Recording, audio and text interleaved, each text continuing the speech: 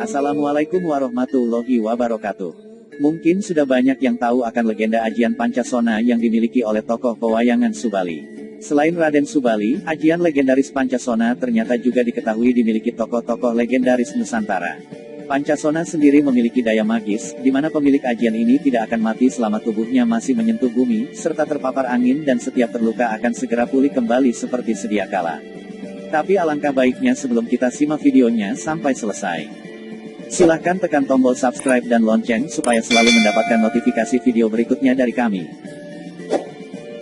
Konon, untuk memiliki ajian ini membutuhkan usaha yang ekstra keras, karena untuk menggunakan ajian ini memerlukan konsentrasi, kesabaran dan tingkat laku yang cukup tinggi.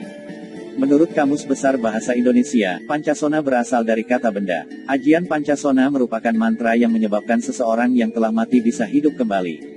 Dengan masuknya kata Pancasona dalam Kamus Besar Bahasa Indonesia, maksudnya ilmu ini memang benar-benar ada di Indonesia, bukan mitos, legenda, cerita rakyat atau isapan jempol belaka. Dari sisi kekuatannya, ilmu Pancasona mirip dengan ajian rawa rontek, di mana pemilik ilmu tersebut tidak akan mati selama jasad tubuhnya yang meninggal terkena tanah. Kedua, ilmu ini sangat eksis pada zaman kerajaan Malwapati yang dipimpin Prabu Angling Darma. Bersamaan dengan resahnya kalangan pendekar untuk menandingi ajian sakti Mandraguna Rengkah Gunung. Pada zaman dahulu kala, ada seorang resi setengah manusia, dan setengah kera bernama Resi Subali yang konon memiliki ajian Pancasona. Ilmu itu kemudian diberikan kepada Raja Rahwana atau Prabu Dasamuka. Namun, ajian Pancasona kemudian disalahgunakan Dasamuka untuk kejahatan. Dia menjadi tidak bisa dibunuh, tidak bisa dikalahkan. Padahal, ilmu kesaktian apapun semestinya digunakan untuk kebaikan. Sebagai hukuman, Rahwana kemudian mendapatkan hukuman pahit dari dewa.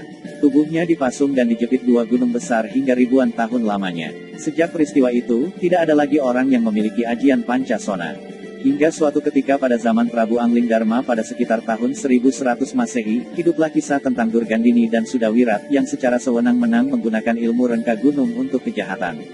Salah satu korbannya adalah Mahasura dan anaknya, Galuh. Sudawati, istri Mahasura tidak terima suami dan anaknya dibunuh dengan ajian rengkah gunung hingga tewas secara mengenaskan. Sudawati kemudian bertapa, tidak makan tidak minum hingga ditemui dengan Batara Wisnu yang dipanggil dengan nama Romo Pangeran. Sudawati meminta petunjuk untuk mengalahkan ajian rengkah gunung. Namun, Romo Pangeran mengatakan bila rengkah gunung hanya bisa dikalahkan rengkah gunung dan ilmu itu tidak diberikan lagi kepada siapapun. Tapi, ada satu ajian yang bisa menandinginya, yaitu Pancasona. Sudawati kemudian melanjutkan bertapa, dijemput dua malaikat dan diantarkan kepada Resi Subali di alam gaib. Sukma Sudawati diajak terbang. Setelah berjanji tidak akan menggunakan untuk kejahatan dan menjadi seorang pertapa setelah mengalahkan Durgandini, Sudawati akhirnya mendapatkan ajian Pancasona. Terbukti, ketika Sudawati bertarung dengan Durgandini dan muridnya, dia bisa hidup kembali setelah terkena 2 kali ajian rengkah gunung. Selain bisa hidup lagi, ilmu ini ternyata bisa memperkuat silat atau daya tarung seseorang. Sejumlah kalangan spiritual menyebut ajian Pancasona berasal dari Prabu Angling Darma. Namun, sejarah dan asal mula ilmu tersebut masih simpang siur sehingga fakta kebenarannya masih dipertanyakan. Seiring perkembangan zaman modern sekarang ini, banyak orang kemudian mencoba untuk belajar ilmu Pancasona melalui pengambilan mustika benda gaib, hingga menjalani ritual puasa maupun tanpa puasa. Anehnya, banyak orang zaman sekarang yang mencari amalan atau mantra ilmu Pancasona menurut Islam untuk belajar.